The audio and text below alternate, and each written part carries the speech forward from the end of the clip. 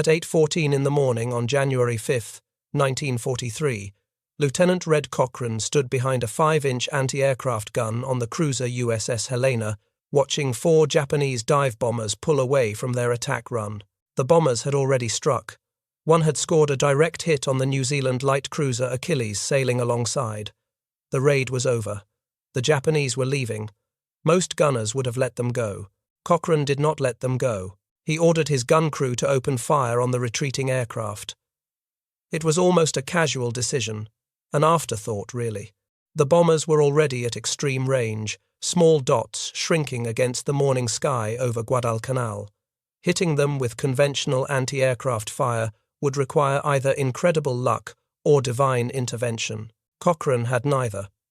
What he had was something the Japanese did not know existed. His gun crew fired 3 salvos. One of those shells passed within 70 feet of a fleeing Aichi D-3A dive bomber and exploded without ever touching it. The bomber disintegrated in mid-air. The Japanese pilot never knew what killed him. Neither did Japanese intelligence.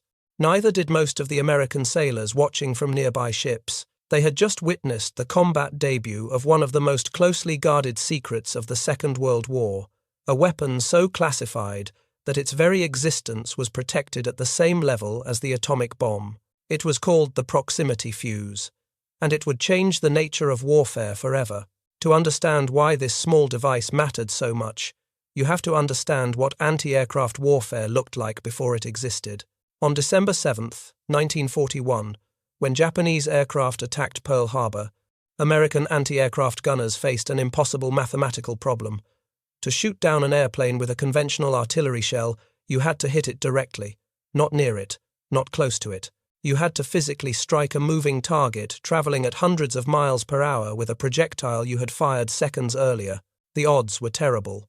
Military analysts estimated that it took between 1,000 and 2,000 anti-aircraft shells to bring down a single enemy aircraft. Some estimates ran even higher. 20,000 rounds per kill was not unheard of during the early months of the war. The problem was not the guns. American 5-inch anti-aircraft guns were accurate and powerful. The problem was the fuses. Every artillery shell needs a fuse to detonate it. Before the proximity fuse, anti-aircraft shells used one of 2 types. Contact fuses exploded when the shell physically struck something. Time fuses exploded after a preset number of seconds, detonating the shell at what gunners hoped would be the right altitude. Both had fatal limitations. Contact fuses required a direct hit on a fast-moving target, no larger than a truck flying through 3-dimensional space at speeds approaching 400 miles per hour. The mathematical probability of such a hit was vanishingly small. Time fuses were slightly better but still deeply flawed. Gunners had to estimate the altitude and distance of incoming aircraft, calculate how long their shells would take to reach that point, and set mechanical timers accordingly. If their calculations were off by even a fraction of a second, the shell would explode too early or too late.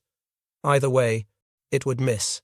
During the attack on Pearl Harbor, American anti-aircraft batteries fired thousands of rounds into the sky. They shot down exactly 0 Japanese aircraft with conventional anti-aircraft fire. The handful of enemy planes destroyed by ground fire were hit by machine guns at close range or by pure luck. But the failure of American anti-aircraft guns that morning caused another tragedy that few people remember. Many of those thousands of shells fired into the sky over Pearl Harbor were equipped with time fuses that malfunctioned or were improperly set. Instead of exploding in the air, they fell back to Earth and detonated in the streets of Honolulu. 5-inch naval shells, weighing 55 pounds each, crashed into residential neighborhoods and exploded on impact. 49 civilians died that day. 32 of them were killed not by Japanese bombs but by American anti-aircraft shells that fell back into the city. Entire families were wiped out. A 3-month-old infant named Janet Yumiko Ota was killed along with her mother and aunt when a shell struck their home. A restaurant owner named Jitsuo Hirasaki died with his 3 children, a 14-year-old cousin, and several customers when a shell flew through the window of his diner and exploded. The youngest victim was 3 months old. The oldest was 50. The American military killed more civilians in Honolulu that morning than Japanese pilots did. This was the brutal reality of anti-aircraft warfare in 1941. Your shells either missed the target entirely or fell back to earth and killed your own people. There was no good option. There was only the terrible mathematics of chance. But in a laboratory in Washington, a physicist named Merle Tuve believed he could change those mathematics. Tuve was not a military man. He was a scientist at the Carnegie Institution's Department of Terrestrial Magnetism, a research facility that had nothing to do with weapons development. Before the war, Tuve had studied cosmic rays and the Earth's magnetic field. He had no background in ordnance, no experience with artillery, no expertise in military technology. What he did have was a radical idea. What if you could build a fuse that did not require a direct hit? What if the shell itself could sense when it was close to a target and detonate automatically? What if you could essentially make the target 50 times larger by eliminating the need for physical contact? The concept was not entirely new. Scientists in multiple countries had theorized about proximity fuses since the 1930s. The British had been working on the problem since 1939. The Germans had explored over 30 different designs, but no one had been able to make it work. The engineering challenges seemed insurmountable. A proximity fuse would essentially need to be a tiny radar set, a complete radio transmitter and receiver small enough to fit in the nose of an artillery shell. It would need to survive being fired from a gun, an event that generates forces of 20,000 times the force of gravity. It would need to withstand spinning at 25,000 revolutions per minute as the shell traveled through the air. It would need to work reliably in combat conditions, in rain and cold and salt spray. Most critically, it would need vacuum tubes. In 1940, before the invention of solid-state electronics, all radio equipment depended on fragile glass vacuum tubes. The idea of a vacuum tube surviving the violent forces inside a gun barrel seemed absurd. Glass tubes shattered if you dropped them on the floor. How could they possibly survive being fired from a cannon? In August of 1940, Vannevar Bush, the head of the newly formed National Defense Research Committee, gave Tuve the job of figuring it out. Bush assigned him a small team and a code name. They would be called Section T. The T stood for Tuve. Tuve's first act was to post a series of rules on the laboratory walls. They read like the commandments of a man who understood that lives depended on speed. I don't want any damn fool in this laboratory to save money. I only want him to save time. Shoot for an 80% job. We can't afford perfection. Don't try for an A. In a war, D is necessary and enough, but an F is fatal. The best job in the world is a total failure if it is too late. Our moral responsibility goes all the way to the final battle use of this unit. Its failure, there is our failure, regardless of who is technically responsible. It is our job to achieve the end result. These words hung on the walls as Tuve's team began the seemingly impossible work of shrinking a radar set small enough to fit inside a projectile and making it tough enough to be fired from a gun. The breakthrough came from an unexpected source. James Van Allen was a young physicist from Iowa who had joined Section T in 1940. Before the war, he had worked on cosmic ray research. Now he was tasked with solving the most critical problem facing the proximity fuse program, the vacuum tubes. Van Allen approached the problem systematically. He obtained miniature vacuum tubes designed for hearing aids. They were the smallest commercially available tubes in existence. He dropped them on concrete floors and fired them from guns to see how they broke. The answer was always the same. The filaments inside the tubes, hair-thin wires that glowed when electricity passed through them, would distort and break under the tremendous forces of firing. The tubes shattered not from the impact of glass breaking, but from the internal components tearing themselves apart. Van Allen had what he later described as a moment of inspiration. What if you could suspend the filament on a tiny coil spring? The spring would absorb the shock of firing, keeping the filament under constant tension instead of allowing it to whip around and break. He sketched the design on paper. A minute coil spring wrapped around a mandrel, with one end of the filament welded to the spring's free end. The spring would maintain nearly constant tension on the filament during acceleration through the gun barrel. It would also tune the microphonics outside the frequency passband of the amplifier, preventing false signals. Van Allen handed his sketch to a technician named Wood, who executed the idea using the microscopic skills of the women who built the original hearing aid tubes. The scheme worked. The tubes survived, but the vacuum tubes were only one of dozens of engineering problems that had to be solved. The fuse needed a power source. Conventional batteries of the era were too large and too unreliable. They went flat, sitting on warehouse shelves, making them useless for ammunition that might be stored for months before being fired. The National Carbon Company, predecessor of Union Carbide, developed a revolutionary solution. They created a battery that remained inert until the moment of firing. A glass ampule filled with electrolyte was surrounded by stacked metal plates. When the shell was fired, the tremendous acceleration shattered the ampule. The spinning motion then forced the electrolyte outward into the plates, creating a working wet cell battery in a fraction of a second. This reserve battery had an almost indefinite shelf life. Ammunition could be stored for years without losing effectiveness. The battery would activate only when needed, providing reliable power to the fuse electronics during the shell's brief flight. Safety presented another critical challenge.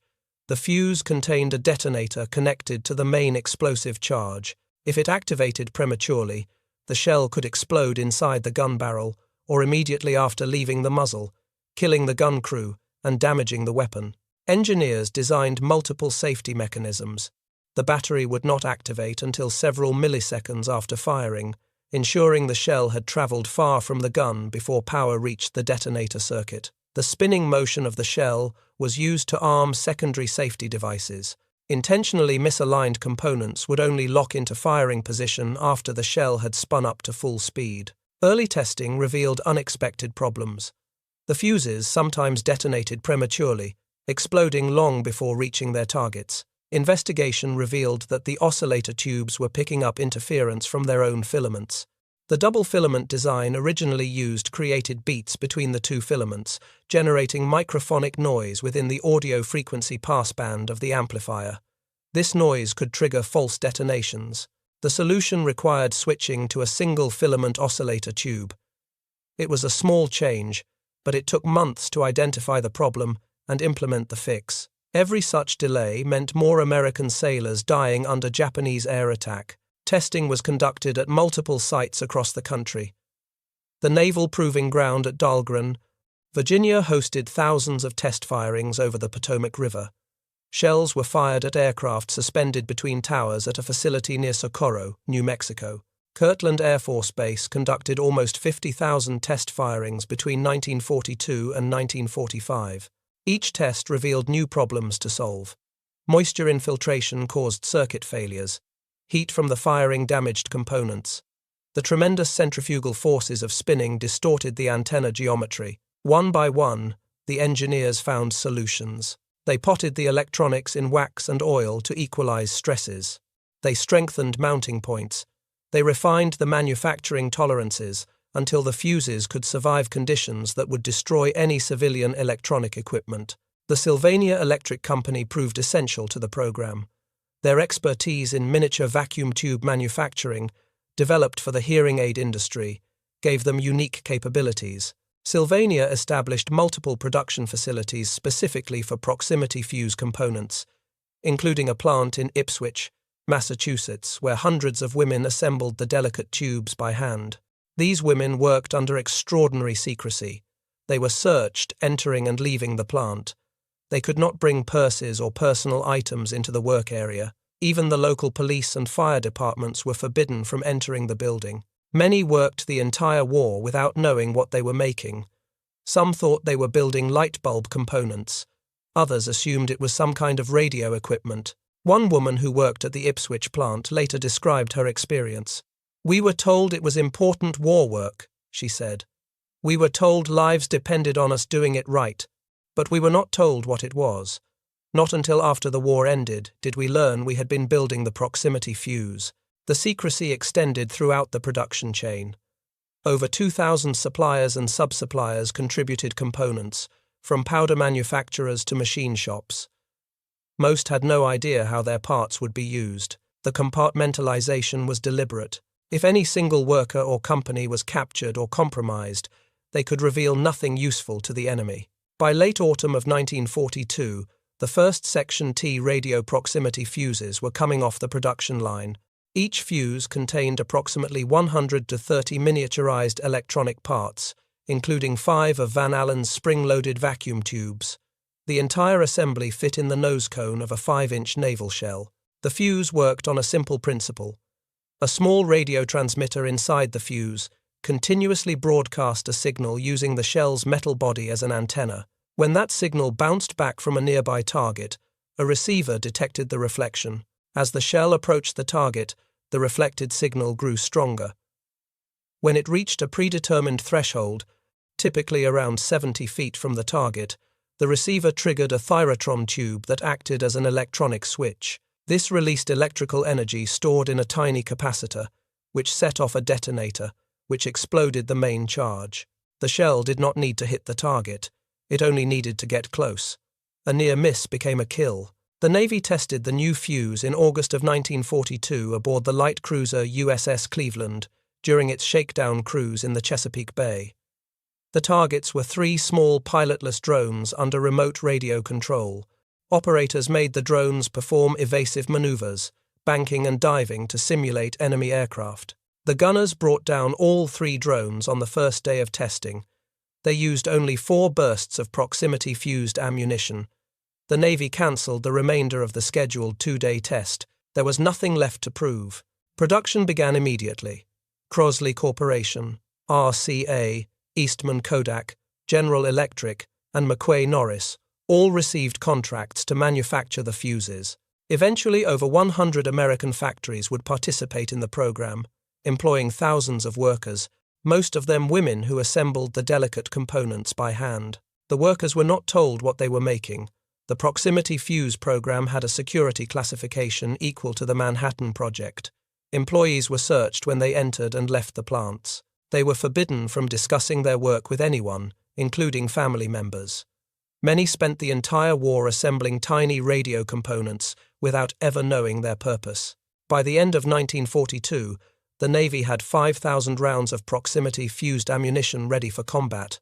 They shipped them to the Pacific Fleet at Pearl Harbor under heavy guard. James Van Allen himself received a spot commission as a lieutenant junior grade in the Naval Reserve and traveled to the Pacific to train gunnery officers in the use of the new weapon. There was one critical restriction. The proximity fuse could only be used over open water, where unexploded shells would fall into the ocean and sink beyond enemy reach. The combined chiefs of staff were terrified that a dud might be recovered by the Japanese or Germans, who could then reverse engineer the technology or develop countermeasures. The secret had to be protected at all costs. This restriction meant the Army could not use proximity fuses in ground combat. Artillery shells fired over land would inevitably produce duds that might fall into enemy hands, so the revolutionary weapon remained a naval secret, used only in ship-to-ship and ship-to-air engagements far from shore. The fuses were distributed to only 3 ships initially, the carriers Enterprise and Saratoga, and the light cruiser Helena, were identified as the vessels most likely to come under Japanese air attack. Each received a carefully guarded allocation of the new ammunition with strict instructions on its use. Deke Parsons, the naval ordnance officer who had been instrumental in the fuse's development, personally accompanied the shipment to the Pacific. He consulted with Admiral William Halsey about which ships faced the greatest threat and supervised the distribution of the precious ammunition. On January 5, 1943, the proximity fuse entered combat for the first time aboard the Helena. Lieutenant Cochrane and his crew brought down that fleeing Japanese dive bomber with a weapon the enemy did not know existed. The engagement was almost anticlimactic. The Japanese aircraft were departing after their attack run. One had scored a hit on the Achilles. The raid was essentially over. Cochrane's decision to fire at the retreating bombers was more about training his crew than about stopping an active threat. Yet those few shots changed history. The bomber that fell from the sky was the first aircraft ever destroyed by a proximity fuse in combat. The kill demonstrated that the weapon worked as designed, that all the years of development and testing had produced something that functioned in the chaos of actual battle. Word spread quickly through the fleet. Within weeks, other ships began receiving allocations of the new ammunition, Gunnery officers who had trained with Van Allen and Parsons taught their crews the proper tactics for employing the weapon. Confidence in American anti-aircraft defenses began to grow.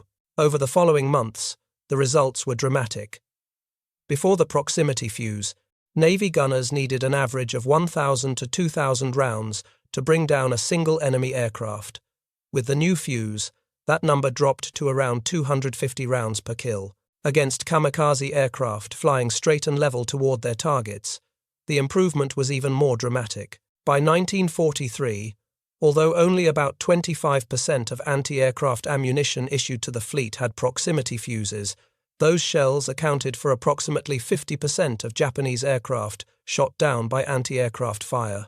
The fuse was roughly 300% more effective than conventional time fuses. By 1945, that effectiveness ratio had climbed to nearly 600%, and this despite the fact that roughly 30% of proximity fuses were duds. The Japanese noticed something had changed but could not understand what. Their pilots reported that American anti-aircraft fire seemed more accurate, more deadly. Aircraft were being destroyed without apparent direct hits.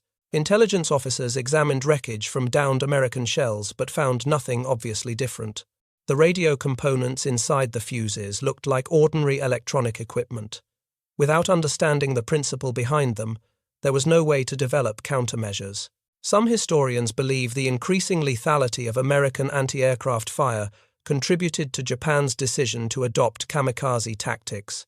When conventional attack methods produced unacceptable losses, suicide attacks became the only way to ensure at least some aircraft reached their targets. But even kamikazes were not immune to the proximity fuse. During the Battle of Okinawa in the spring of 1945, American ships faced wave after wave of suicide attacks. The carnage was terrible on both sides, but the proximity fuse gave American gunners a fighting chance they would not otherwise have had. On May 11, 1945, the destroyers Hadley and Evans and 4 landing craft supply ships faced an attack by 156 Japanese aircraft over a 90-minute period. The small group of ships, supported by fighter aircraft, managed to shoot down or turn back nearly all of them. The Hadley alone accounted for 23 enemy planes, an all-time naval record for a single engagement. The Evans shot down 19 more before both destroyers had to retire from the fight, each hit by multiple suicide aircraft that were themselves ablaze from anti-aircraft fire when they struck. The ship's gunnery officer later described the proximity fuse as indispensable. Throughout the Pacific Campaign, the proximity fuse compiled a remarkable record. At the Battle of the Philippine Sea in June of 1944, American carrier task forces faced massive Japanese air attacks. The Japanese launched over 500 aircraft in what became known as the Great Marianas Turkey Shoot. American fighters and anti-aircraft guns destroyed so many attackers that Japan's naval aviation never recovered. Van Allen himself was present at one of these engagements. He had traveled to the Pacific to train gunnery officers and was standing on the bridge of the battleship USS Washington when a Japanese kamikaze bore down on the ship. The Washington erupted with gunfire, including 5-inch shells tipped with proximity fuses. Van Allen watched at least 2 or 3 shell bursts in the vicinity of the attacking plane. Then the aircraft dove into the water several hundred yards short of the ship, destroyed by shrapnel before it could complete its suicide run. The physicist who had invented the shock-absorbing spring that made the fuse possible had just seen his creation save the ship he was standing on. Japanese pilots reported increasingly strange phenomena. Aircraft were being destroyed by explosions that seemed to come from empty air. There was no visible shell strike, no obvious source of the blast. Intelligence officers examined wreckage and interrogated captured American aircrews but could find no explanation. Some Japanese commanders theorized that American shells were equipped with some kind of improved time fuse. Others speculated about magnetic detection systems. None guessed the truth. The concept of a self-contained radar set small enough to fit in a shell nose was simply beyond their technological imagination. Japanese anti-aircraft development had pursued different approaches. They experimented with acoustic fuses triggered by engine sound and electrostatic fuses that detected changes in electrical fields. None proved effective. The radio proximity fuse required a combination of miniaturization, manufacturing precision, and mass production capability that Japanese industry could not match. Germany faced the same fundamental problem. German scientists had been working on proximity fuses since 1930, longer than anyone else. They developed over 30 different designs. But German industry, strained by the demands of a two-front war and constantly disrupted by Allied bombing, could not produce the precision components in sufficient quantities. The proximity fuse represented more than just clever engineering. It was a triumph of industrial organization. Converting a laboratory prototype into a weapon produced by the millions required unprecedented coordination between scientists, engineers, manufacturers, and the military. Vannevar Bush, who oversaw the entire American wartime research effort, later identified the proximity fuse as one of his proudest achievements. The Office of Scientific Research and Development that he directed coordinated the work of 30,000 scientists across 300 universities and research facilities. The proximity fuse program alone involved over 100 manufacturers and thousands of subcontractors. This organizational capacity was something the Axis powers could not match.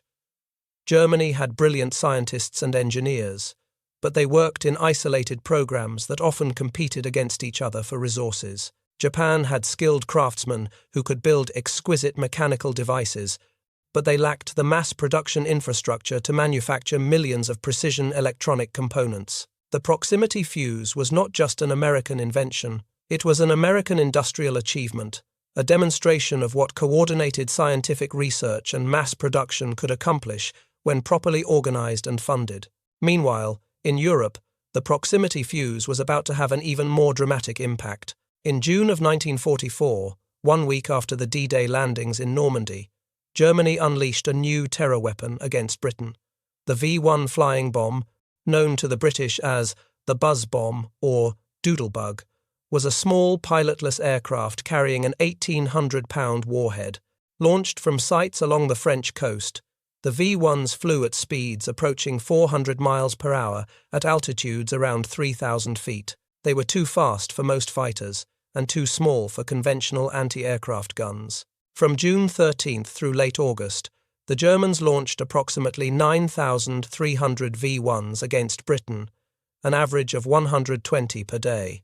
The small missiles caused massive damage and civilian casualties. During 2.5 months in 1944, the V-1s killed nearly as many British civilians as the entire Blitz of 1940 and 1941. Conventional defences proved inadequate. Fighters could intercept some V-1s, but the missiles were dangerous to approach. Shooting one down risked being caught in the explosion. Some pilots learned to fly alongside the V-1s and tip them over with their wingtips, disrupting the gyroscopic guidance system and sending the bomb into an uncontrolled dive. But this technique required extraordinary skill and courage. Anti-aircraft guns were even less effective.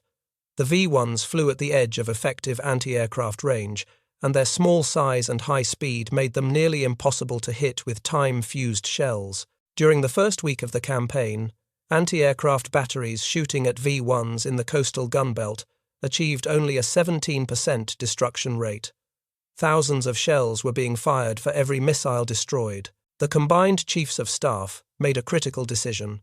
The threat to London was too severe to maintain the restriction on overland use of proximity fuses. On June 12, 1944, they authorized the use of proximity-fused ammunition against V-1s over British territory. The effect was immediate and dramatic. Section T modified the proximity fuses to target the small, fast-flying bombs. The special fuses were installed in British 3.7-inch anti-aircraft ammunition and American 90mm shells. Batteries equipped with the new ammunition were rushed to the southern coast of England. Within 4 weeks, the kill rate climbed from 17% to 79%. On one day near the end of August, anti-aircraft batteries using proximity fuses destroyed 82% of all incoming V-1s. The ammunition expenditure dropped from thousands of shells per kill to around 100. British Prime Minister Winston Churchill later said of the proximity fuse, "These so-called proximity fuses, made in the United States, proved potent against the small unmanned aircraft with which we were assailed in 1944. The success against V-1s defending England led to another urgent deployment. After the British 11th Armoured Division captured the crucial port of Antwerp in September of 1944, the Germans redirected their V-1 attacks against this vital logistics hub. Without Antwerp, the Allied armies pushing into Germany could not be supplied. The port had to be defended at all costs. The V-1s launched against Antwerp flew at even lower altitudes than those targeting London, some as low as 1,200 feet. This made them harder to intercept with fighters, but brought them within range of anti-aircraft guns. The problem was that the fuses designed for the higher-flying missiles over England were not optimized for these lower-altitude targets. Section T engineers worked around the clock to modify the fuses for the new threat. The modifications were rushed into production at the Crosley Corporation factory in Cincinnati, Ohio. British Prime Minister Churchill personally authorized a special flight of Lancaster bombers to transport the modified fuses from Cincinnati to Europe. The gamble paid off. When the first wave of modified fuses reached the anti-aircraft batteries defending Antwerp, the results were immediate. 48 of the first 75 V-1s facing a single anti-aircraft battalion were destroyed. The port remained operational throughout the winter of 1944 and 45. Ensuring that Allied armies had the supplies they needed to continue their advance into Germany. From October 1944 to March 1945, German forces launched 4,883 V-1s against Antwerp. Of these, only 4.5% reached the designated protected area. The rest were destroyed by anti-aircraft fire, many of them by shells equipped with the modified proximity fuses. The defense of Antwerp demonstrated something important about the proximity fuse program. It was not a static achievement, a single invention that worked perfectly from the start. It was an ongoing effort that required constant adaptation to new threats and changing conditions. Section T maintained a rapid development capability throughout the war, modifying and improving fuses to meet each new challenge. But the greatest test of the proximity fuse was yet to come. On December 16, 1944, Germany launched its last major offensive on the Western Front. 300,000 German troops, supported by tanks and artillery, smashed into American lines in the Ardennes forest. The assault, which became known as the Battle of the Bulge, caught the Allies completely by surprise. For 3 days, General Dwight D. Eisenhower had been forbidden from using proximity-fused artillery against ground targets. The restriction on overland use still applied, and the risk of German forces recovering a dud fuse remained a concern. On December 19th, Eisenhower demanded authorization to use the weapon. The situation was desperate. German forces were advancing rapidly. American troops were being overrun. 2 days later, all restrictions were removed. 200,000 shells with proximity fuses, codenamed POZIT, were rushed to the front. On December 16th, General George Patton had attended a demonstration of the proximity fuse. He watched shells of various sizes explode approximately 20 feet above the ground, showering everything below with deadly shrapnel. The results impressed him deeply. Now Patton ordered the new ammunition used against German forces near Echternach in Luxembourg. On the night of December 25th and 26th, American artillery caught a German battalion attempting to cross the Sauer River. The shells detonated 30 feet above the exposed infantry, spraying shrapnel down onto soldiers who had no cover and no warning. By Patton's count, 702 German soldiers died in that single engagement. The infantry called the proximity fuse a Christmas present for the Germans. German prisoners described the attacks as quick, powerful bursts, for which there was simply no defense. The artillery seemed to know exactly when and where they were, seemed to explode at precisely the height needed to kill the maximum number of soldiers. There was nowhere to hide. Even foxholes offered little protection from shrapnel raining down from above. German commanders offered rewards to soldiers who could recover an intact fuse, hoping to understand how the Americans had suddenly developed such deadly accuracy.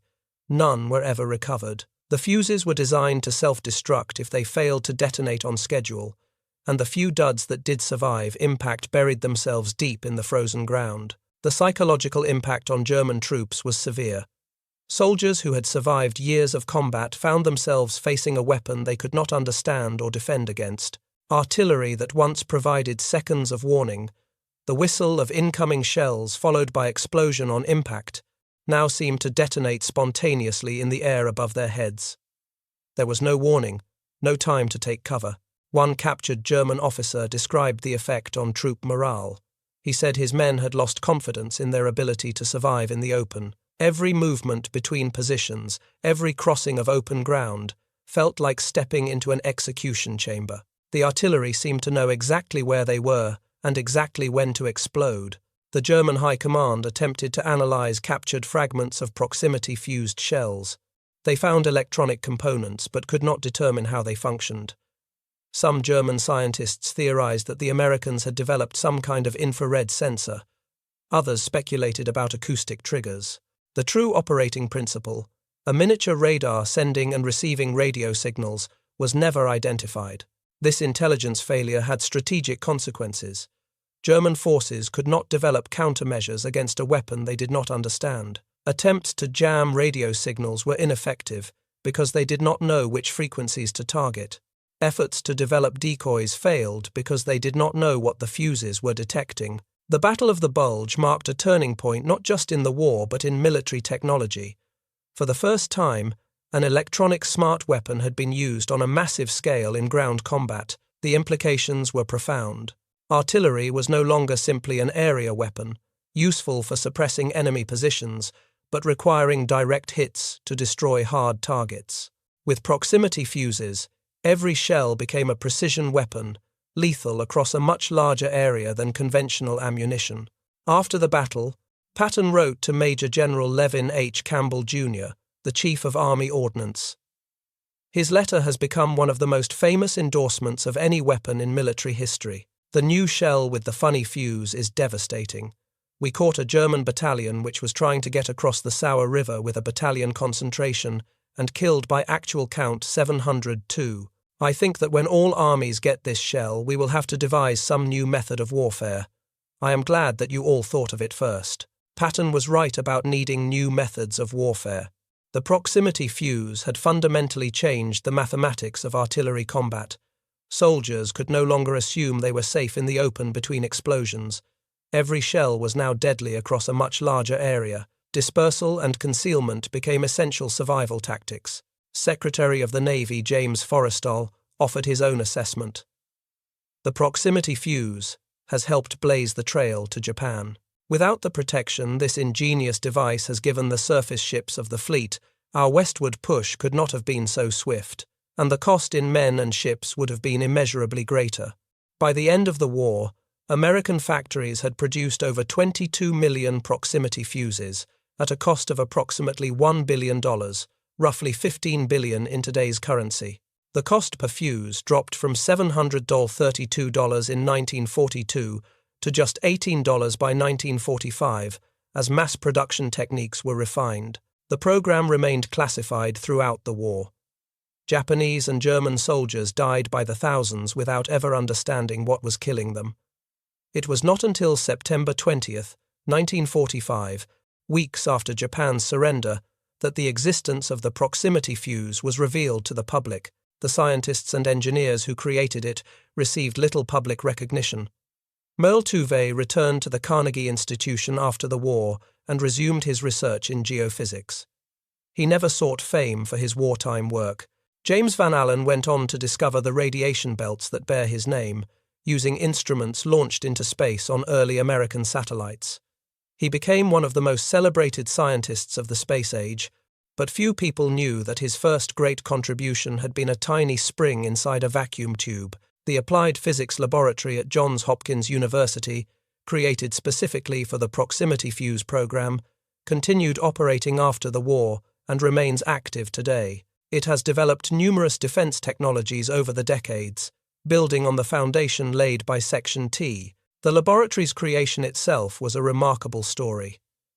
In early 1942, Section T had outgrown its space at the Carnegie Institution. Tuve negotiated an arrangement with Johns Hopkins University to establish a dedicated research facility. The university rented a 3-story building in Silver Spring, Maryland, that had formerly housed a garage on the ground floor and Social Security Administration offices above. This unlikely location became the birthplace of one of America's most important defense research institutions. By 1944, the Applied Physics Laboratory employed over 700 scientists and engineers. D. Luke Hopkins, a member of the Johns Hopkins Board of Trustees, threw the full weight of the university behind the project. Equipment, laboratory space, and administrative support flowed to the fuze program. The partnership between academic research and military necessity produced results that neither could have achieved alone. The women who assembled the fuses deserve special recognition. In factories across America, from Massachusetts to Ohio to California, thousands of women spent the war years performing microscopic assembly work that required extraordinary patience and precision.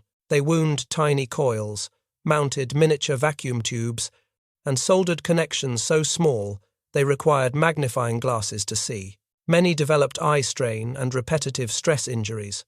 The work was tedious and demanding, yet they persisted, day after day, knowing only that their work was important to the war effort. When the secrecy was finally lifted in September of 1945, these women learned for the first time that they had helped build one of the war's most important weapons. Some received recognition. Workers at plants that met production quotas were awarded Army-Navy E-Pins, the highest civilian award for wartime industrial achievement, but most simply returned to their pre-war lives, their contribution to victory known only to themselves and their families. Commander William S. Parsons, the naval ordnance officer who served as liaison between Section T and the Bureau of Ordnance, went on to become famous for a different reason. He was the weapons officer aboard the Enola Gay on August 6, 1945, responsible for arming the atomic bomb that destroyed Hiroshima. His earlier work on the proximity fuse is largely forgotten today. The fuse technology itself continued to evolve after the war. Modern proximity fuses use solid-state electronics instead of vacuum tubes. They employ sophisticated radar systems and computer-controlled timing. Some use laser range-finding. Others combine multiple sensing technologies for greater reliability. But the fundamental principle remains unchanged. A projectile senses its distance from a target and detonates at the optimal moment to inflict maximum damage. This concept, born in Merle Tuve's laboratory and perfected by James Van Allen and thousands of unnamed engineers and factory workers, revolutionized warfare and continues to shape military technology today. Admiral Lewis Strauss, who served on the Manhattan Project Oversight Committee and later became chairman of the Atomic Energy Commission, offered perhaps the most succinct assessment of the proximity fuse's importance. He wrote that while no one invention won the war, the proximity fuse must be listed among the very small group of developments, such as radar, upon which victory very largely depended. Historian James Finney Baxter III, in his official history of the Office of Scientific Research and Development, wrote that if one looks at the proximity fuse program as a whole, the magnitude and complexity of the effort rank it among the 3 or 4 most extraordinary scientific achievements of the war. Yet the proximity fuse has largely been forgotten by history. The atomic bomb commands far more attention. Radar is widely credited with winning the Battle of Britain. The proximity fuse, despite saving countless lives and changing the nature of warfare, remains obscure. Perhaps this is because the fuse killed rather than threatened. The atomic bomb was so terrible that it ended the war through the mere promise of destruction. Radar provided warning, allowing defenders to prepare, but the proximity fuse simply made death more efficient. It turned near misses into kills. It made artillery deadlier, without making it more visible. There is no monument to the proximity fuse. No museum exhibit tells its story in full. The women who assembled the tiny components by hand in factories across America have mostly passed away, many never knowing what they helped create. But the principle lives on. Modern missiles and smart weapons use direct descendants of the technology developed by Section T. The Patriot missile system that intercepted Iraqi Scud missiles during the Gulf War employed proximity fuse technology. So do most contemporary air-to-air missiles, surface-to-air missiles, and precision-guided munitions. Every time a modern weapon detonates at exactly the right moment to destroy its target, it does so using principles first demonstrated aboard the Helena on that January morning in 1943. The proximity fuse was not glamorous. It was not dramatic. It was a 5-pound marvel of engineering hidden inside the nose of an artillery shell. but it represented something profound about how America fought the Second World War. It showed that scientific innovation, mass production, and sheer determination could create weapons the enemy could neither understand nor counter. And it proved that sometimes the most important innovations are the ones nobody sees coming. If you found this story as compelling as we did, please take a moment to like this video. It helps us share more forgotten stories from the Second World War. Subscribe to stay connected with these untold histories. Each one matters. Each one deserves to be remembered. And we would love to hear from you. Leave a comment below telling us where you are watching from. Our community spans from Texas to Tasmania. From veterans to history enthusiasts, you are part of something special here. Thank you for watching, and thank you for keeping these stories alive.